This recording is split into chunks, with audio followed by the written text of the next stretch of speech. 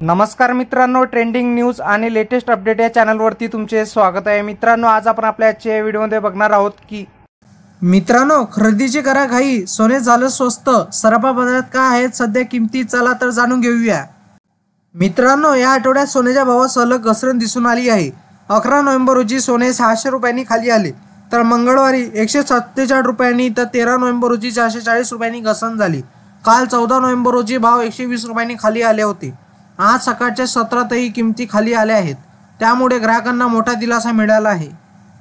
मित्रांनो, गोल्ड रेटनुसार आता 22 कॅरेट सोने 69,500 रुपये प्रति 10 ग्रॅम, तर 24 कॅरेट सोन्याचा भाव 75,800 रुपये प्रति 10 ग्रॅम आहे। या आठवड्यात चांदी जवळपास 5,000 उतरली आहे। सोमवारी चांदी 1,000 रुपयांनी उतरली होती। मंगळवारी चांदी 2,000ची घसरण झाली, तर आज सकाळच्या सत्रातही चांदीचे घसरणीचे संकेत मिळत आहे।